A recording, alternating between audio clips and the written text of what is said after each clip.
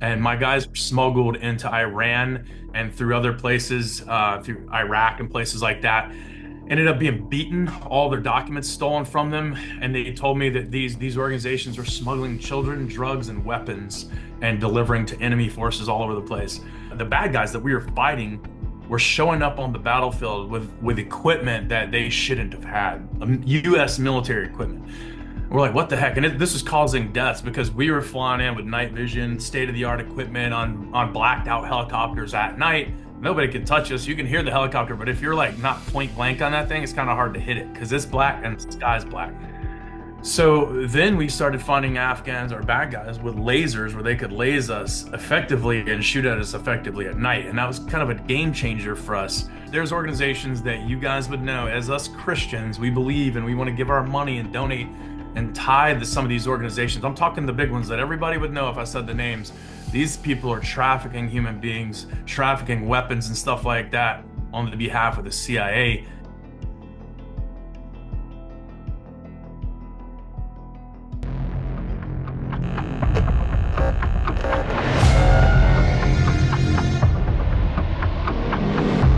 I want to welcome Mike Edwards to the broadcast, a former Special Ops Army Recon Ranger.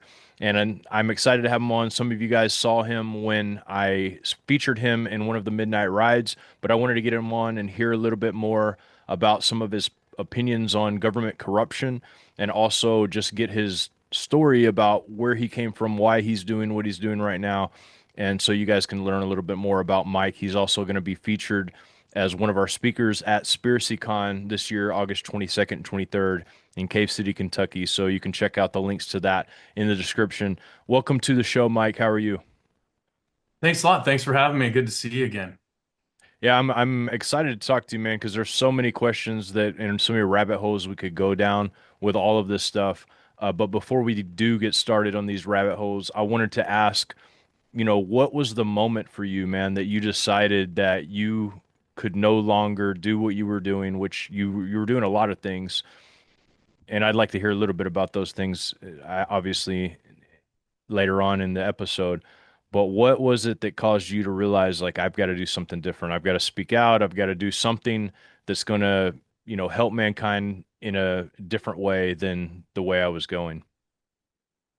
Well, for one, I got asked by some guys that had seen me on a podcast or two back in the day. They reached out to me. A guy, actually from my hometown, reached out to me, and he goes, "Hey, my grandmother sent me a link of a podcast that you were in, and I saw that you worked with these guys, which are some elite special ops guys that I helped train in Afghanistan." And this was during the pullout of Afghanistan, and we were pulling out, and a lot of these guys were being left behind. There was a lot of guys like me who worked with these guys and built relationships with these guys, and they're good people too. Just like anywhere else, people say, "Oh, they're Muslims, whatever, they're bad," but these are good people, and some of these guys have actually converted to Christianity since then.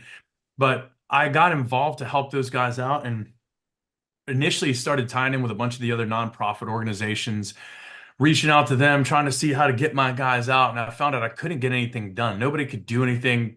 Guys would be on the phone with me for like, or texting me, and they'd say, "Hey, text me when your guy's in front of this area. We'll bring him into the embassy and we'll get him in." And I'd text him and the guy wouldn't answer me for 24 hours. I'm like, "Bro, we can't conduct real-time operations if you don't respond to my texts every 24 until 24 hours later." So I started, yeah, I noticed there was a lot of special operations veterans involved in this thing to try to rescue people out. So I said, "Hey, this is what we do. We do joint operations. Like coming from the unit that I was in, we do joint operations with the Air Force, the Navy, stuff like that, and coordinate the highest level missions for the United States." So I said, we should be able to bring these guys together and focus this and create a group and be more efficient rescuing people out. So I started wrangling different guys and friends of mine and buddies, bringing them in, and we started gathering intel, sharing resources for like donor money and stuff that we could receive. And then just started being able to, well, ultimately, we started helping a lot of the other big nonprofits that had money, but they couldn't move people. Is this the same like organization? I think I remember I think Tim Kennedy speaking about doing that as well. Were you guys in operation together, or was this a separate entity from that? This was separate. So my group was called Project Exodus Relief. We ended up calling it Project Exodus. It's kind of cool, ties to the Bible, Exodus, Yeah, exiting out of there. And we yeah. were all a bunch of Christians, so we wanted to call it that because we were helping these Afghans exodus out of Afghanistan is what the intent was. Well, ultimately, I had with my dudes on the ground, the source networks and all that we had, and a lot of the other guys that were working with us, we had the ability to move people under the noses of the Taliban. We knew where the Taliban were operating. We could report on them and hide from them and get a lot of stuff done, but we just didn't have the funding. I was trying to raise money, speaking on Fox News, Newsmax, places like that. Ended up raising a little bit of money, but ultimately what we did was we leveraged our networks and then tied in with some of these other big organizations that had lots of money. For example, there was a group called the Nazarene Fund. They had like 50 million bucks and they went in there, did some stuff, but they were pulling out and they had all this money. So we ended up trying to barter with them, like, hey, we can move some more of your people if you can help fund us. So ultimately, we found out none of these groups that had all this big donor money, they didn't want to spend any of it. They were all taking in Hmm. a lot of this money. And I can't say all of them, but a significant portion of these groups were taking in all this donor money from US donors and around the world, saying they were doing things in Afghanistan, even flying people there to stage photo ops, yet weren't Wow. really doing stuff.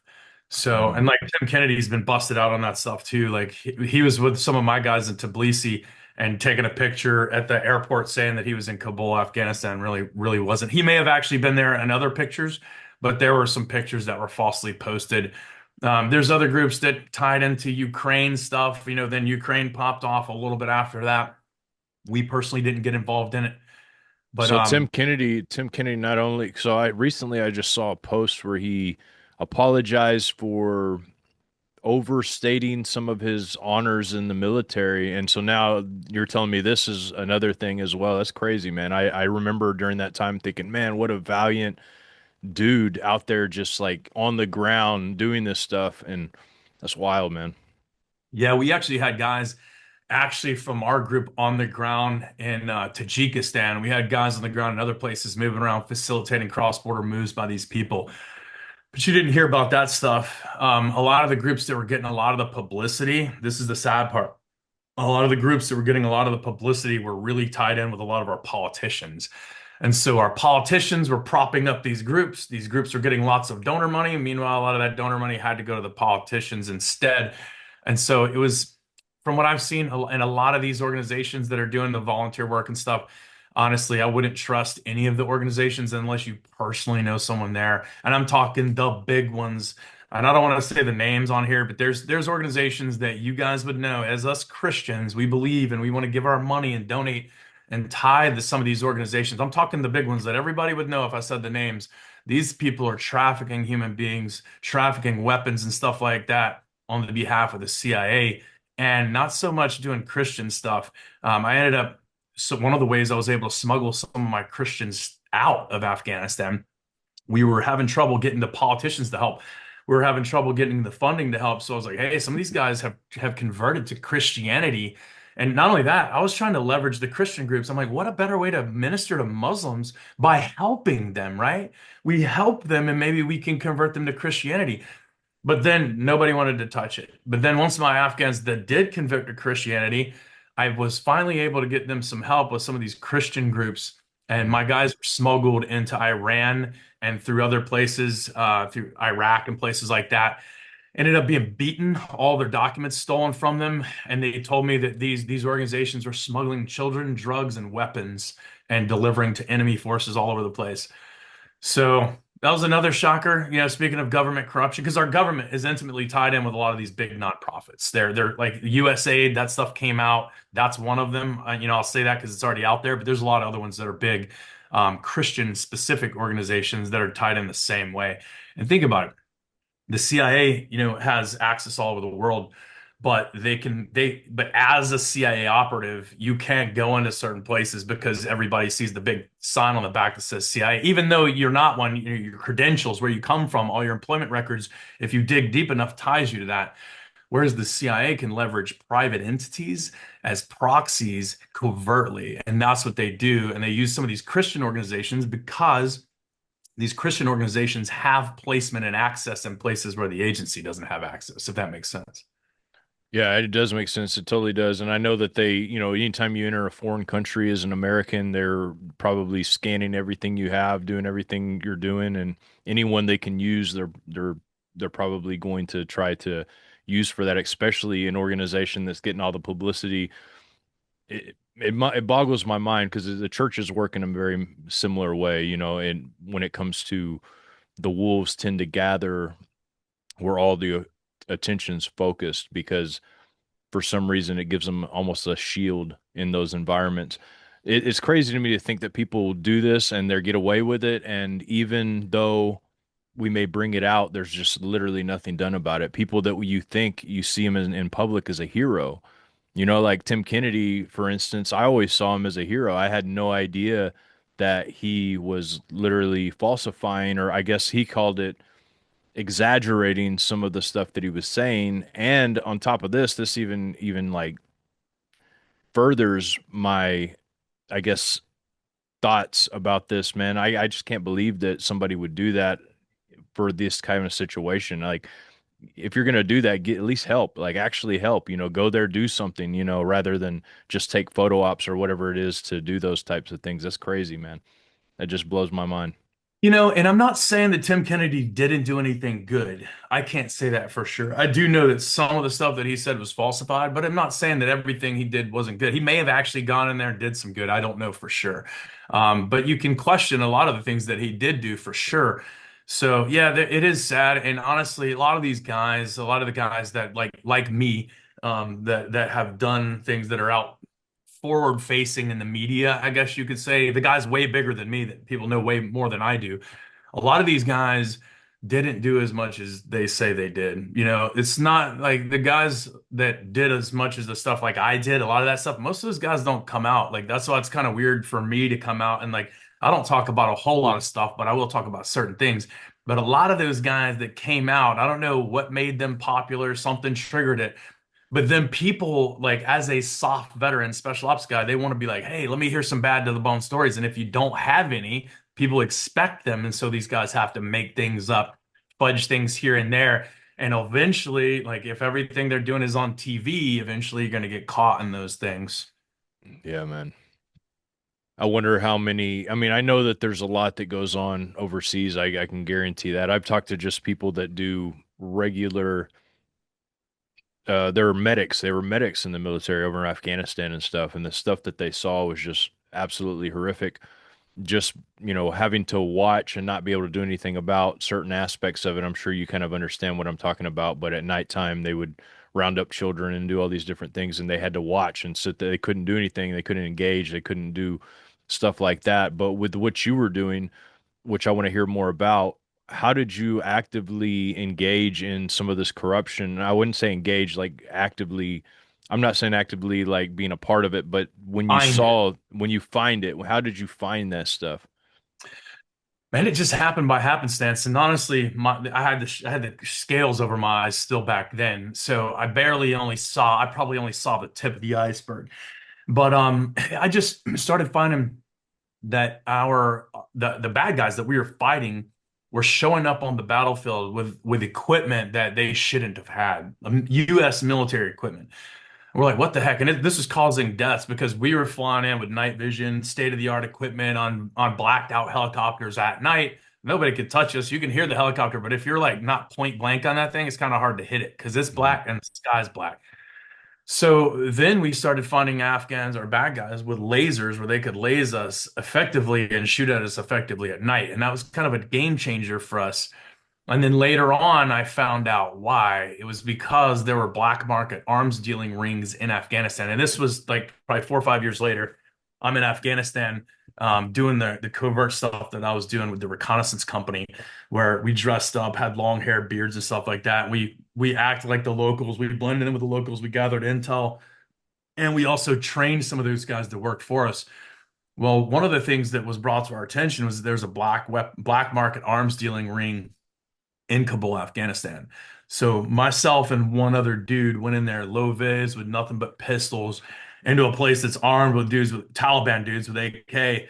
And so we rolled up in there as civilians, and it's kind of in a safer area, the green zone area of Kabul. So it's not like I mean, you can sneak around there a little bit, but we were acting as if we were civilian expats. Obviously, we weren't Afghans, but we're not military either. So we roll up in there, we bought a bunch of this stuff, brought it home, laid it out, took period what we call SSE, which is sensitive site exploitation. We took pictures of all of the equipment, the serial numbers, and sent it to the Army, and they tracked it in the database and found out that it was stolen U.S. military equipment that was being shipped through Pakistan. So our government was shipping all of our military equipment through Pakistan through land routes through Taliban and Al Qaeda held territory and allowing Taliban and Al Qaeda to manage our equipment before shipping it into Afghanistan. So what they were doing was cutting the hinges off the shipping containers, taking all the equipment out, welding the hinges on, repainting the hinges, and shipping empty containers into Afghanistan. So the U.S. would open them up, there ain't a thing in there, and you're talking 40-foot shipping containers with night vision, lasers, weapons, ammo, you name like whatever. Typically not ammo, but equipment type stuff. So this was missing. When we found out it was being sold by, it was also being sold off of military bases by US soldiers. And I'll get to that. So we go into this one place, we bought a bunch of this equipment, and then our commander said, "Hey, we want you to go back in there and buy more." So they gave us like $2,000. Said go back and buy more. So we bought more of it, laid it out, and then they ended up telling us to stop messing with that for a little bit. And we were on a kind of a stand down for a bit. And we were kind of like, what the heck? We done messed with the CIA's operation probably. And they're probably pissed at us. Jokingly, we said that at the time. And in hindsight, that's actually what we did. So we ended up stood down on it for a little bit. Then we got authorization to go back in again. Well, technically we didn't. We kind of did a lot of this stuff and asked for permission later. That was kind of the freedom we had in my unit. We could kind of go out and do stuff and be like, "Hey, check this out." Okay. So we went out. We ended up getting a guy that was really good at doing installs on cameras. We trained to do that stuff too, but we broke into that place at night, installed some cameras in there, and caught U.S. soldiers coming into the front door selling a lot of this equipment. Whoa. So then at that point in time, we pushed it back to the military. And we're like, "Hey, this is a criminal investigation, a criminal investigation department, like CID part now." So we had to push it to CID. Well, then CID, it's a regular Army organization. They're not allowed the freedoms that we are. So they were like, "We can't do anything. We're not allowed to leave base. We can't even interview the guys." And so we're like, "Hey, we'll take you, we'll pick you up and take you there, and we'll protect you while you interview them." And their commanders wouldn't let them leave the base. So it kind of went dead in the water for a little bit. The FBI got involved for a little bit, and then our guys ended up killing the guy who ran that store. But that was one of 15 stores in that area at that time. Later on down the road, several years later, actually about 3 or 4 years ago, I met a guy at a high level intelligence meeting that I was invited to. Super small. It was only about 10 or 12 of us in this meeting. But I was flown out there to talk to some of these guys. Well, one of the guys admitted to me that he was on the books for the agency at the time, and he was the one selling all the stuff in those shipping containers to the Taliban. So they were bringing them in like that, and he would facilitate them getting all the stuff, and they were giving this equipment. All the stuff that was stolen out of the shipping containers was given to them by the agency to keep the war going a little bit longer. Did they say why? Just to keep the fight going because the bad guys needed support too. They didn't have the funding, so the US was essentially funding them. Just to keep Yeah, unstable environment there or what? yeah, I think to keep the war dragging on a little bit longer, because think about it, like while this war was going on, the longest war in American history, there was so much money funded into technology, into like these companies like Raytheon, BAE Systems, like you name it, any of these big government contractors, a lot of money was funneled into them to create better night vision, better body armor, better lasers. And all of these bills that pass these, for example, "Hey, Raytheon, we're going to give this contract to you." Politicians have to vote on that. So the politicians get a cut because they picked this company. So it's all just paying, like basically lining the pockets of the wealthy and our politicians and those in control. It's like From war what I've, games, like war games, dude. Like it reminds me of all of the military seems like a pawn in this because look, I mean, if you really think about what they're doing here, they're supplying both sides with weapons. They're probably like, hey, let's test this weapon. Let's see what happens when we give this person this weapon. They use that. Look, they're going up. This is like weapon testing as well, probably. Like you were talking about money going 100%. to it, but they have to test these means of warfare. And why Afghanistan? Why these areas? Yeah, I 100% agree with you. It's a lot about the testing too. And why Afghanistan? Why these areas? There's Muslims there, right? So when you look at the world from the perspective that I look at it from now, with a biblical perspective, and like I know you guys know too, but there's a lot of stuff like if you pay attention to what the Freemasons are talking about, they've been talking about how World War III would come about. It's going Hmm. to be Islam against the nation state of Israel and attacking them. So I believe that's what it's all about. Ultimately, the kings of the earth, like the Bible says, are setting up the end times, and it's through a lot of these Muslim countries because out of Afghanistan, we left $84 billion worth of equipment. So Donald Trump says, as we pulled out. Well, I watched that real time through my guys that were on the ground. That stuff was sold to Pakistan. It was sold to Iran. It was sold to China, Russia, and many other countries. So a lot of that equipment that came out of Afghanistan has then since been funneled in to back Hezbollah and Hamas against Israel in various ways. Well, then the Ukraine thing, we talked about that a little bit. Well, I hinted at that, but I didn't really get involved with that either because our government was essentially sending, we sent, as the last time I checked, about $150 billion worth of equipment there. And I have a friend who is in charge of auditing that stuff, and he said about 98% of what we sent there was sold to, I mean, they're at war with Russia, yet they're selling most of it to Russia, China, Iran, Syria, and the Mexican drug cartel. And so that ties it to America because some of this stuff that was being sold to the cartel has been supposedly coming through our southern border with some of the sleeper cell stuff that we talked about a while back. So that ties it to there. But a lot of the other stuff that was sold to Russia, China, and Iran is obviously now set up against Israel. So, I mean, that's the way I look at it. It's kind of like the Bible predicted it, but we're just seeing the minions behind the scenes doing the dirty work. Yeah, and as a proxy war, that's horrifying to think about it because obviously we know who the proxy war leaders are in these things. I mean, Ukraine's a proxy war. Most of these countries are proxy wars when it boils down to it, funding different sides. But the fact that a lot of the funding that we're supposedly giving to for our side of the proxy war is actually going to our enemies is completely mind-blowing to me. I mean, I think that people need to see this. They need to know that this is happening. Do you think this ties in at all with what is going on in the press right now with Donald Trump saying, I don't know if you've watched his post, but he's showed videos of AI videos of him, Obama saying, I think no one's above the law, not even the president. And then there's a video, AI video of him getting arrested, handcuffed. And just yesterday, Gabbard said that the DOJ is investigating Obama on treason charges. And I mean, this is all going on right now.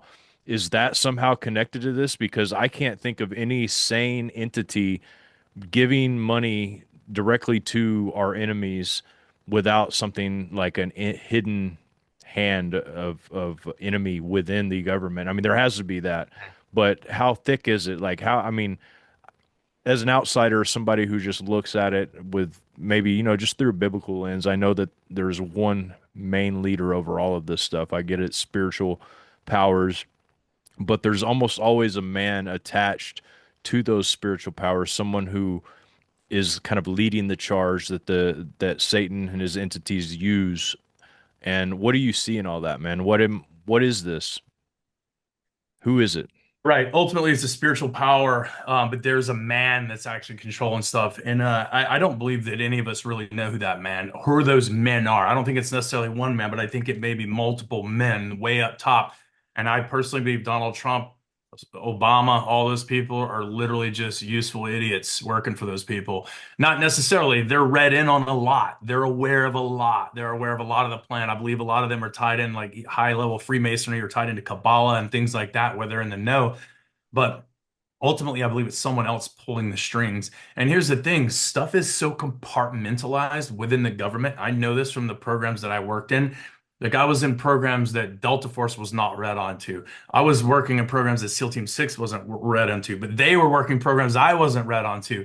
It's kept that way so that like NASA and places like that are like this so that no one person can really put all the pieces together. You have to be in a lot of different things. I think it's the same way. I do believe a lot of these politicians, some of them may be legitimately deceived. They may believe the system or whatever they're working in, they believe it's doing good. But ultimately, when you look at the big picture, it's just doing bad. And like I said, I believe it's bringing about the end times, and I believe in the course of this, a lot of these people are getting really rich off of it, which is why it's really easy for them to keep their mouths shut. A lot of these rich people you're talking about, I hear, are leaving the country, moving to places like Spain and different parts of the world too. So it's almost like they've got their candy bag full and now they're ready to depart from these places. And you've got billionaires building bunkers, multi-million dollar bunkers. Um, because I think that it's pretty much inevitable that there's going to be some kind of chaos on the ground. I just interviewed a guy named Nino Rodriguez. He used to be a boxer, and he's friends with a lot of these high level people just because of his past, because he does interviews that are more MAGA based people. So he's friends with like Bannon and Flynn and stuff, and they're convinced 100% that Obama's going to go in handcuffs. They believe there's no doubt about it.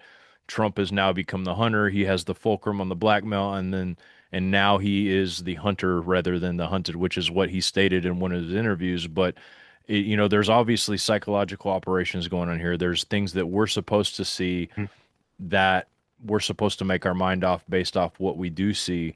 But really, how thick is this darkness, man? This corruption, like in all aspects of your career, how many places did you see it in? I mean, was it literally in all aspects? And how in the world can we even overcome something with that many tentacles? Yeah, it is sad, but I believe it's everywhere in every aspect of everything. And I didn't see this when I was in the military. I just saw big chunks, right? I saw the big things that were sticking out like a blatant sign, and then I just put that in the back of my backpack and thought about it later. But I always trusted my government. And then, I see another big thing and I put it in my backpack. But now that I'm retired and I don't have anyone that tells me how I have to think, I see it. It's everywhere in every facet. And we can overcome anything, like through God who strengthens us. So I don't really pay any attention to it. So you're asking me about the stuff with Obama. I haven't seen that because I don't watch TV. I don't watch the news at all. I used to be Fox News 24 hours a day back in the day, then Newsmax when I stopped trusting Fox. But I don't watch any of them anymore because you're right. There's just little bitty tidbits of truth mixed with a bunch of crap. And you have to have good discernment to figure it out. If not, you're going to be led astray. And so I just prefer not to look at it. If it's important, enough, my people, my network will send it to me and I'll see it. But I think the ultimately thing, like we have to just buckle down, follow the Most High, and He will protect us. How? I don't know, but He will. But we shouldn't put any trust in these systems. And I'm telling you, I've been around Trump's people. I've been around a lot of these movie stars. I've been executive protection for Madonna, Leonardo DiCaprio, different other people as well. I've seen these people, and a lot of these people are nice at face value when you talk to them, but I've been behind the scenes in some of the things they've been involved in too. And there's a lot of money bribes being thrown around. And these people say Trump can't be bought because he's a billionaire. That dude's not rich. Like in the scheme of things, he's not rich. Mhm. Yeah, he's way richer than me, but he's not rich. I personally know people that have more money than Donald Trump. So like, I mean, that's in the scheme of things. And he's not like Elon Musk. And Elon Musk is like the most, rich guy on paper. But there's people beyond that we don't even know about. And that's who really pulls the strings. So to think that Trump can't be bought, that's just insane to think that. What if Because all he's got like this God persona to where he thinks like maybe he doesn't care to be bought, maybe he's just like he's going to dominate and he's going to take over because he is kind of one to have that presence of like I can't be beat, like I am the top dog. He's got his name on all of his buildings. The art of the deal. He's connected with intelligence companies. It's obvious. I mean, his first hotel that he took over was a COINTELPRO casino. The guy that ran it before was COINTELPRO, and that's the one he took over after that. And he's always had a really close relationship with banking systems because he's been bankrupt. They allowed him to come back, bounce from that. So he's obviously been chosen to be able to the money, wield that money, and wield those things. And recently, he's passed. And so I don't watch the news either, but what I do watch is like the bills being passed. I've seen two bills passed recently that I'm astonished that he was able to pass because one of them allowed him to literally fire any White House employee, any employee that is on cabinet type things without any approval from Senate or Congress or anything like that. And he has been wielding it pretty crazy. And literally everything that he's put forth is being passed, which makes me kind of wonder, is he a little bit different than a normal puppet, or could he be like something even deeper? I mean, do you see that these events that are taking place, do you see him coming to an end time type scenario? And could he possibly be something like that based on what The I've told you? Obviously, Antichrist. you don't watch, yeah, obviously you don't watch the news, but these are things that I've never seen before. I do watch the things that get passed through. I enjoy seeing how many more thousands of rules now that I need to learn so that I am not breaking the law, but so what do you think, man? I've analyzed Trump a good bit as possibly, a candidate for the Antichrist. I don't think so, personally, but now there is a lot of things that do line up that really are compelling. Like you said, there's a lot of stuff going on that I've never seen before. So there's a possibility. He definitely wields power for sure, and all these world leaders wield power, but that's power that's given to them by someone else that we don't know. You know what I mean? And so I think that's the key. And whatever power they're wielding, even if he's slinging an axe and cutting down the chandeliers in the White House, somebody authorized that. You Yeah. know. So that's the way I look at it. But he may be. I don't know. I just don't personally think he's anything as like the Antichrist. Maybe he's scaring people like us to like, hey, get ready because this looks a lot like it. It ain't him, but be prepared because the real one's coming. That's kind of what I think. Yeah, because it could be a number of things. I mean, really, if you really think about it, if he in fact is operating with a certain power that's been given to him, um, he could think that he's doing it for the right reasons, and he might be. He might be like, look, I want to save this country, and I'm going to do whatever the heck it is. I don't care if I got to arrest every single crooked person, kill them all, whatever, Jehu style, in the Bible, Jehu who rounded up all the Baal worshipers. He's like, come, I'm going to worship Baal more than any of y'all, and then he slays every single one of them. He could be that in the back of his head, but ultimately, you're right. There is a power behind mankind that rules the air, that rules different nations, and there's the assemblies of different entities that rule nations. And then at the very top of that, obviously, is the Most High God that uses it all to his own end. So ultimately, even though all of this crazy corruption that seems to be finally being uncovered for some reason or another, is going on, because this is overwhelming amount. Just $1 billion is enough for one person to ruin millions of lives. If you have $1 billion and you're an evil person and you know how to wield it, you're going to ruin millions of people. And Yeah. that's the thing that kind of, no matter how many enemies we defeat, as long as we have evil people wielding large amounts of money, we're never going to be safe from this until the end comes. And ultimately, you hit the nail on the head. You hit it, but I want to hit it a little bit more. To have peace in this whole thing, we just need to know you're right. The Most High God controls all of this. Even though it's wicked, He uses wickedness to drive us to Him. And that's what the whole end times is about, from the way I see it. He's using the kings of the earth and setting these things about to bring about bad things to drive us closer to Him. So we're looking for Him because He's getting ready to come back. But ultimately, He's in control. It's exactly the way that He wanted it to go. It may not look right, but like we said, his ways are higher than our ways. We don't have to understand them, but we're supposed to do them. And so these things that are going about in the world, all this wickedness, part of it is I think he's pouring out the Holy Spirit to one, reveal a lot of this wickedness to all of us. So people now have the ability to make a choice, right? Because when you don't know where the evil stands, it's hard to know what to choose. So I think it's being revealed so that people can know where to choose now. And some people are going to continue to choose evil. Actually, most people probably will. But then there's those of us who are trying to choose the right path, and I think that's the whole point of it. Yeah, absolutely. In your encounters, obviously Epstein's big time in the news right now, and his operation spanned, international expansion, from what we understand.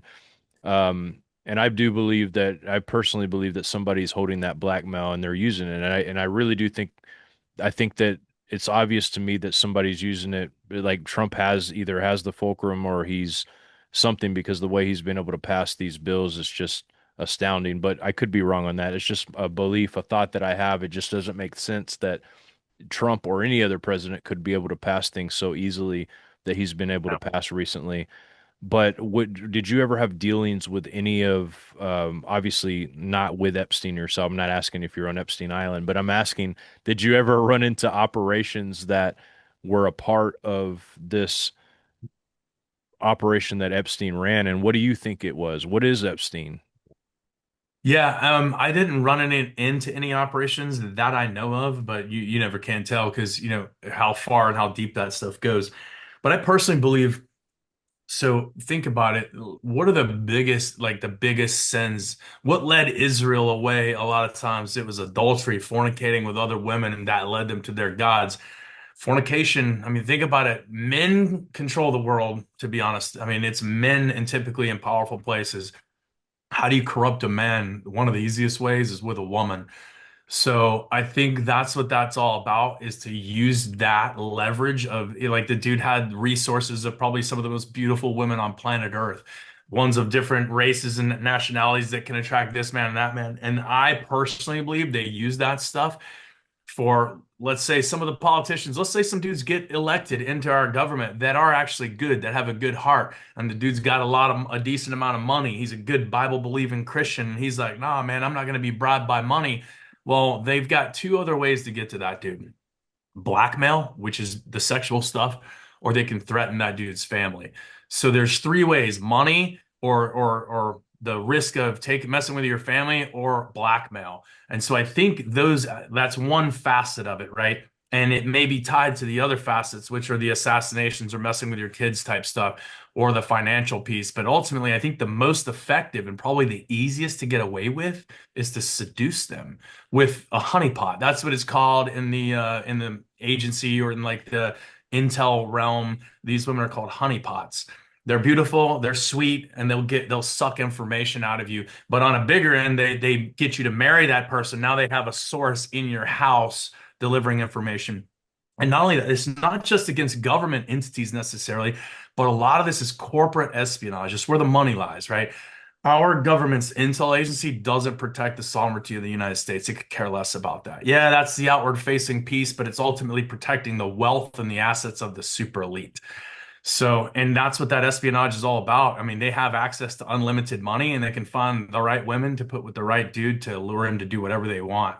I Yeah. think that's what it is. I imagine it's not hard either to convince these beautiful women, be like, hey, you want to meet some billionaires? You know? Yeah. No, yeah, no problem. Yeah. So it's crazy. Yeah. And of course, that's the way it works. It has to work that way because evil ultimately gets that stronghold on people unless people are willing to die for what they believe.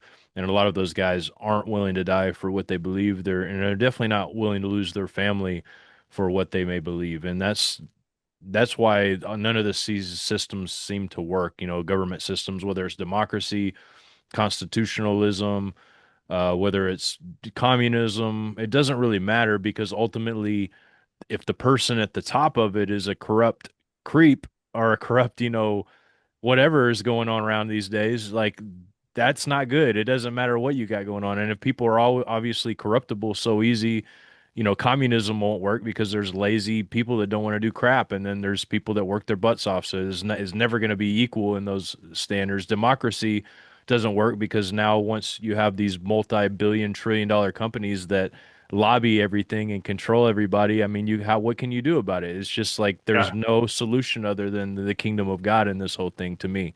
It's crazy. 100%.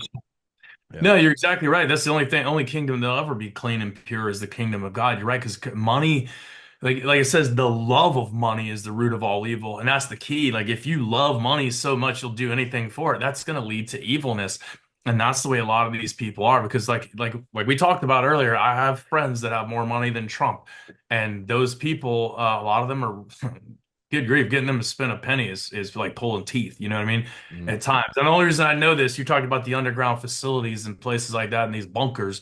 There are people that have these facilities that I do train sometimes, some of their people or some of them individually. And so I've seen it, and trying to get them to spend money on the training for their dudes is like pulling teeth. Sometimes they want these people to spend all the money. I'm like, your people that are coming in here to defend you, they're normal everyday people. They don't have the funding to pay for this, but some of these billionaires don't want to even spend money on that. It's crazy. Yeah. Yes, it seems like a lot of the times when there's like a fear with most really, really super rich people that I've met, there's a fear of losing it all. There's a real fear of that, and they'll like pinch every little penny they can get. They'll do anything they can to prolong and save their lives, keep themselves away from the general population, the general public. They're kind of afraid to live. It's almost like a cage in and of itself in a lot of ways. It's a good point. You're right. It kind of is like a cage in and of itself. Yeah. Yeah, I mean, I'd hate to be afraid to die all the time. There's trips that Yeah. I've taken and things that I've done that I've been like, I don't know, God, you sure you want me you sure you want me going over here to this crazy place? And I've got 5 kids, and everything's going good, but then you realize it's like it's not about us, it's not about the short span of time we're here, and we have to get out there and we have to be a part of it. I mean, even Jesus, he went everywhere. He went and sat with everybody and talked to them. The only people he really like went rabidly against or condemned were the religious folk, the Pharisees, those who were holding the scepter of religion. You have to do this, this, and that. That's the only people he really even went against, those and the money changers, which the money changers, we know about those, right? But he went up against those. He didn't go up against every single person and try to devour everybody. And dude, this whole world is just it's becoming more and more divisive. There's more and more devouring each other going on. I've noticed it so much within my life as a believer more than I did before. When I was younger, of course, you're going to have people devouring each other. It's the world. You've got people that want this, they want that, and maybe you're in the way of that or whatever. I get that scenario, but in the believer world, it's so divided on everything. You can find people divided on any topic, dude. It doesn't matter. You name a topic in the Bible, point one off the top of your head right now.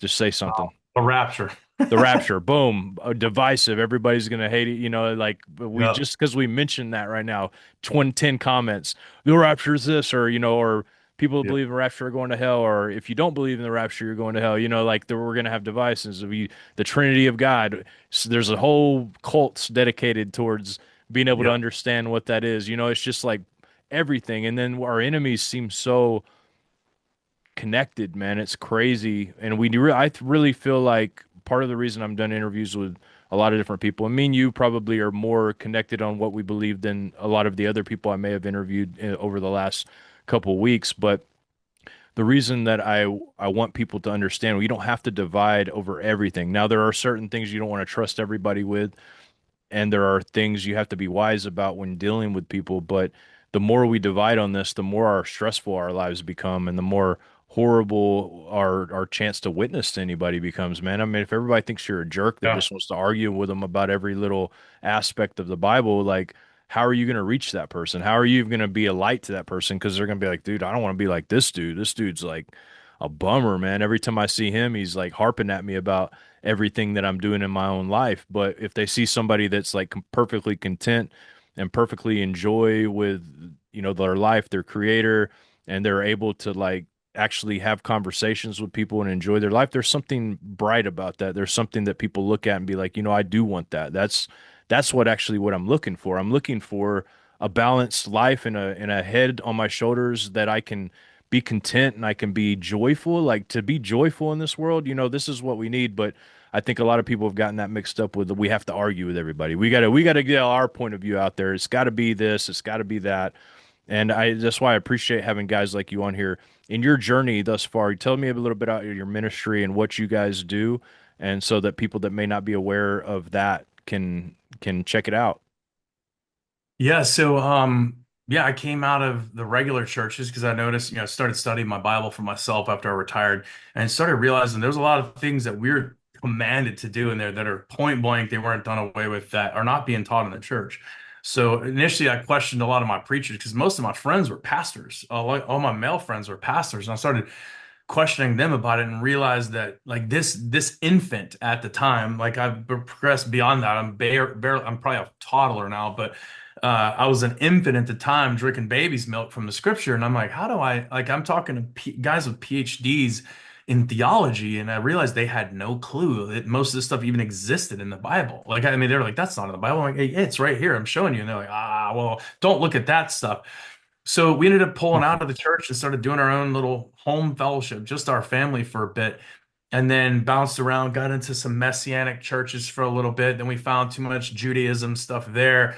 So then we just rolled out and started doing it at home. So we do it at home now. We've got a decent group of people here. And if people want to look at it, they can look at my YouTube channel.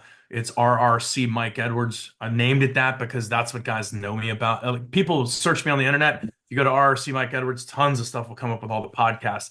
So my hopes were people would search me looking for the cool guy stuff, and then they find the real cool guy stuff, which is the biblical stuff, on how to be a spiritual warrior and not so much a physical warrior.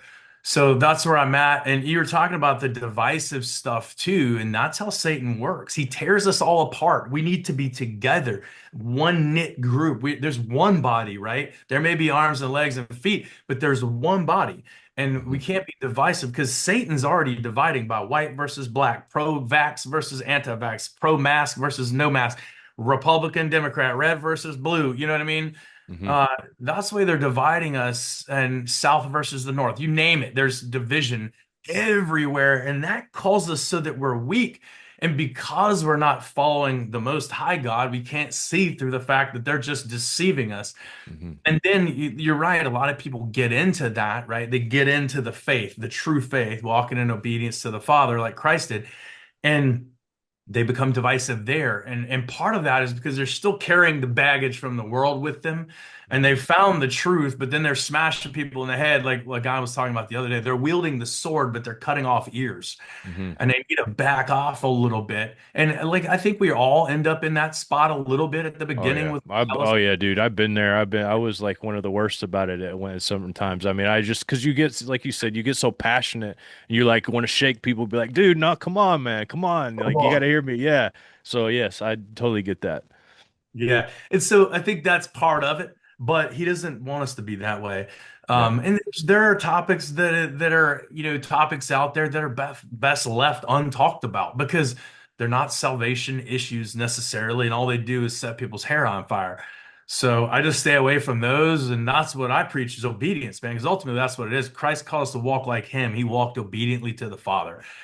And the Absolutely. better we walk like that, the less sin we have in our lives, and the less we're deceived by all this crap and the division around the world. The less we're deceived by the powers that be, the more we can weed through that crap that we see on the news. So I think that's it. Absolutely healthier too. I mean, there's a lot of really important aspects in dealing with God's instructions on this earth. I tell people all the time, like, I'm not going to sit here and judge you for anything because it wasn't long ago that I had no idea about any of this stuff. So I know that the Spirit leads people down certain paths for certain times, and I'm not being judgmental. But if this is what you want to know, why I do this for because I think God created everything. He knows like what's good for me, and I try to do it, and it's been really helpful in my life. It's been amazing for me and for my family. It's been awesome. So there's it's hard to really speak evil about any of those things, and people have a hard time speaking evil about it too, because then they'll compare their lives, or like, do I really have much to say to this guy about this? Like, how is this bad, whatever. So it's hard to have that conversation at first because you want to argue, but eventually people just get to the point to where they're like, either they feel really judged by your lifestyle because their life sucks and your life is going in a different direction, or they say like, I want more of this. I want to do the right things too. I want to like be healthy. I want to, have a decent, existence on this earth. I want to feel happy and joyful and content, And so I do appreciate people that do your kind of ministry as well, because in there's different aspects of the body. I mean, for me, like I really just feel led to bring people in to be fisher of men, bring them to Christ, because I know that's what set me on the path to everything I'm doing. If it wasn't for that moment, none of anything that I'm doing even matters because it wasn't possible for it to even happen. So like that moment in time when Christ came and like saved my life, when Yeshua saved me and just brought me out of the depths of despair and filled me with the Holy Spirit, that set my life on fire. And I didn't really need that much else after that, but I appreciate all of the people along the way that I listened to, the teachers that were talking about these stuff like you're bringing out, because I would have probably missed it. Maybe I might have missed it, because I did go through the Bible from start to finish. I was convinced that, the instructions were important, all of those things. But, growing up in the regular church and then having friends who were in the regular church, it was like I was full of contention within my head whether or not I was seeing the right things, hearing the right things when it came to Yeah. the word. So then when I found other people that were along the same lines as me, it started to make me think, okay, maybe I'm not crazy. Maybe I am actually reading this according to what it actually says. So that's really cool. How can people find your stuff? Yeah, they can look me up on YouTube. It's RRC Mike Edwards. That's capital RRC. That stands for the Regimental Reconnaissance Company, my unit that I was in. RRC Mike Edwards there. Same for Instagram. If they want to check me out, I'm also doing stuff for coaching for a new company called Titan Performance, where we're going to mentor a lot of young men who may be aspiring to be better performers in life, also possible athletes, but also people that potentially want to join the military. So one of the good things there is I'm going to mentor guys on the truth about what you experience in the military so that they have their mindset right going into it and then help them perform through the selections and stuff like that. So that's it. And then also I got a buddy of mine runs the Vanguard Wall podcast. I partnered with him. He's putting out some good messages, interviewing a lot of veterans who, like me, have come to the knowledge of the truth and obedience to God's commandments. And he's bringing a lot of those guys on, doing good stuff as well. So You yeah, have to send me those links so I can make sure to put them in the description for you. But I appreciate you coming on, man. Did you have anything you wanted to leave the audience with before we kick it off of here? no, man, that's it. I appreciate you having me on. I hope I was able to answer more of your questions, and I look forward to seeing you guys in a couple months. Yeah, me too, man. August 22nd, Cave City, Kentucky.